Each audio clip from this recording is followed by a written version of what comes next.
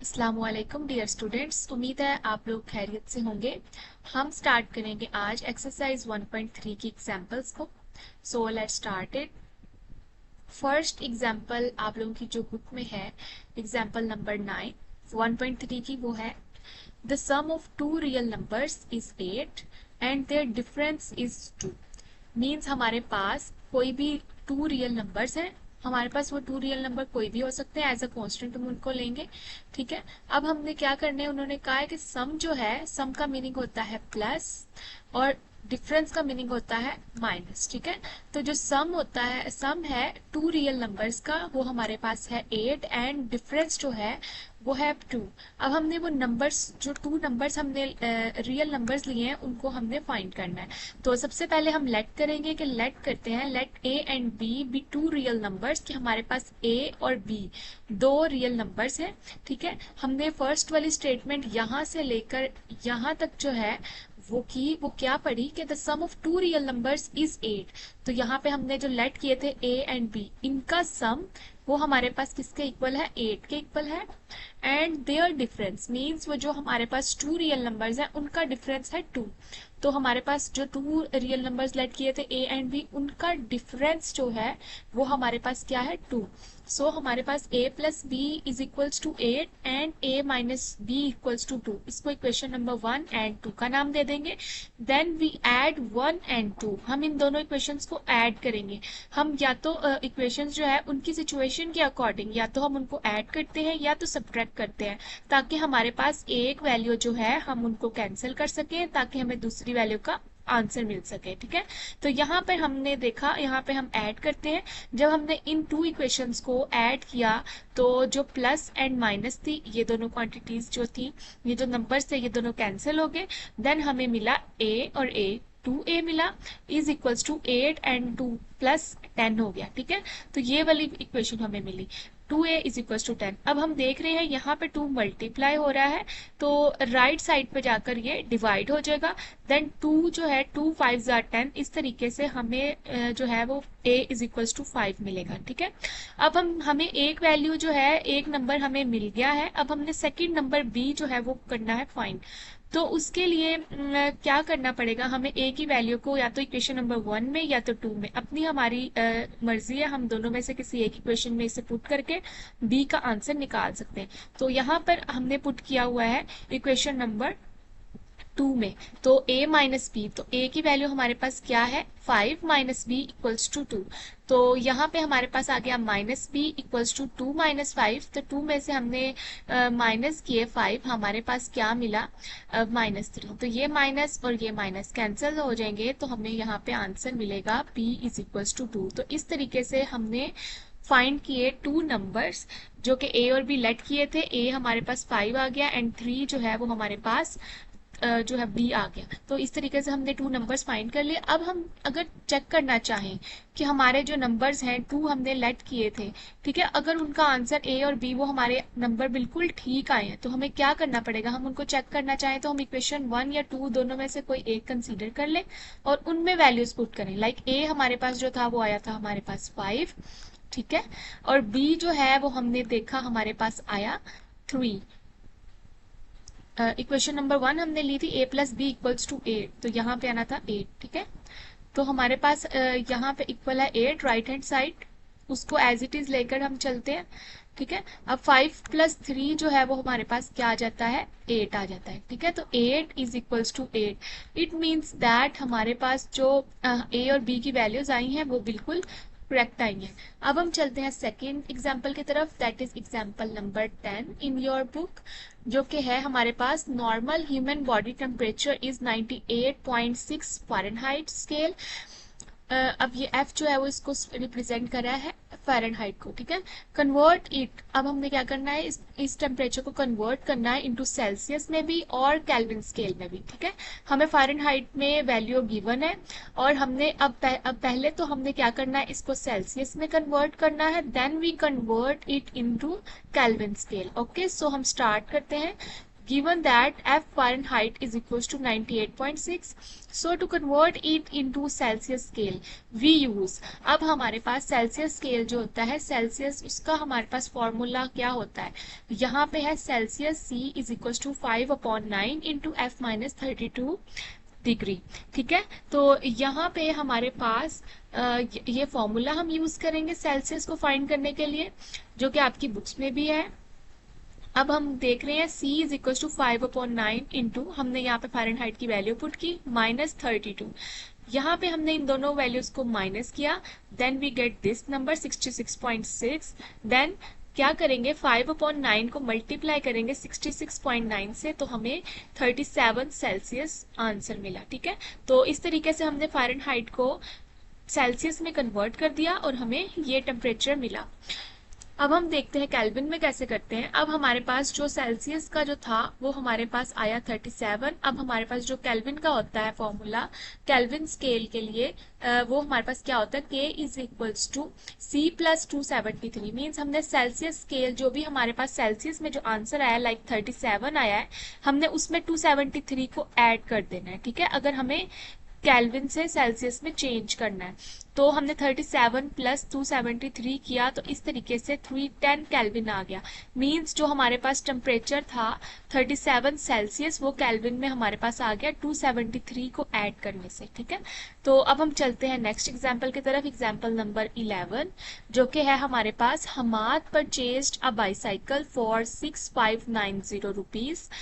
हमारे पास देखते हैं क्या स्टेटमेंट है। हमाद ने एक बाईसाइकिल खरीदी, ठीक है, उसकी जो कॉस्ट प्राइस थी वो हमारे पास 6590 रुपीज थी and sold it for 6850 rupees. तो हमने देखा कि उसने जो है वो सेल जो प्राइस थी उसकी वो नहीं थी।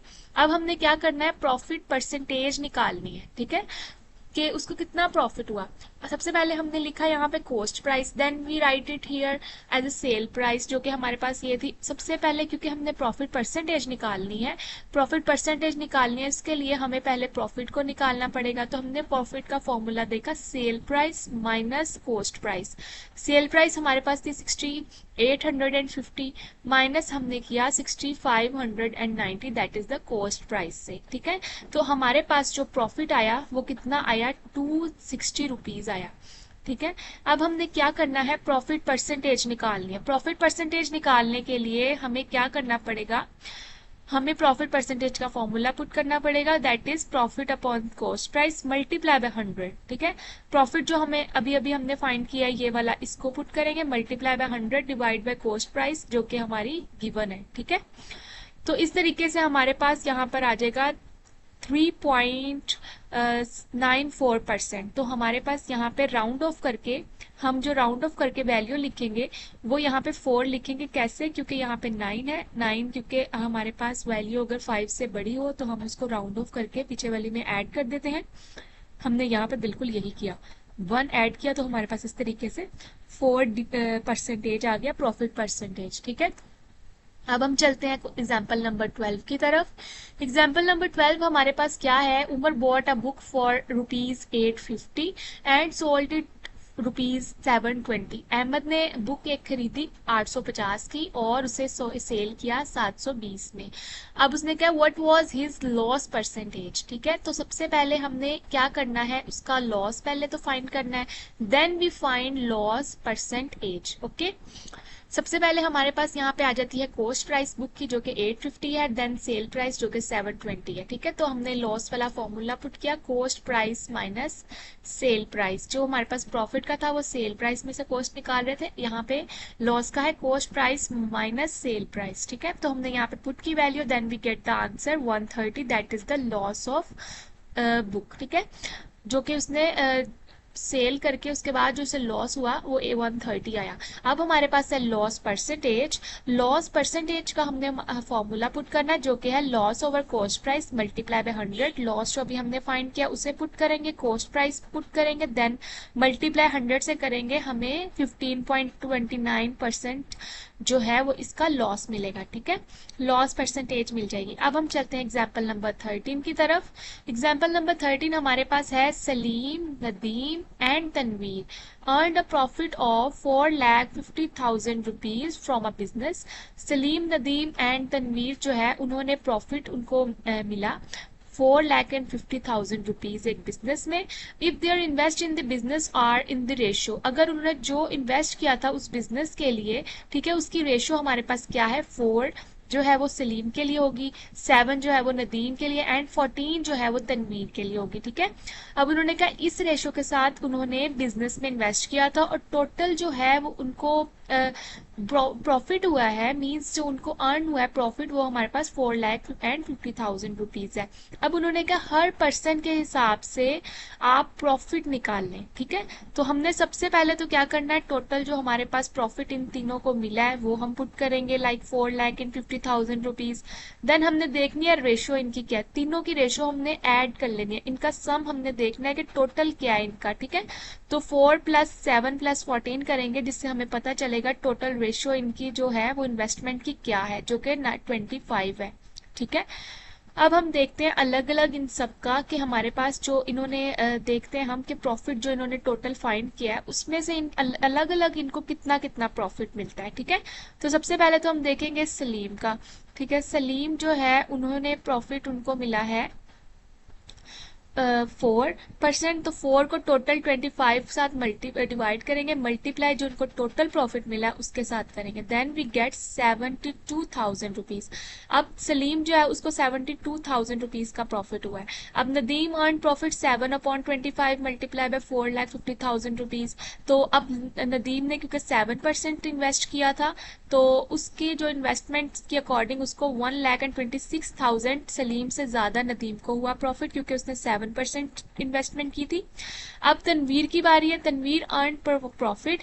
अब तनवीर आप लोगों को यहाँ पे मे भी नजर ना आ रहा हो, तो हम देखते हैं यहाँ पे तनवीर, क्योंकि उसने 14% किया था इन्वेस्ट, 14/25 जो कि टोटल इनकी इन्वेस्टमेंट थी उसके साथ डिवाइड करेंगे एंड मल्टीप्लाई करेंगे उसको जितना उनको टोटल प्रॉफिट हुआ, दैट इज 4,50,000, ओके।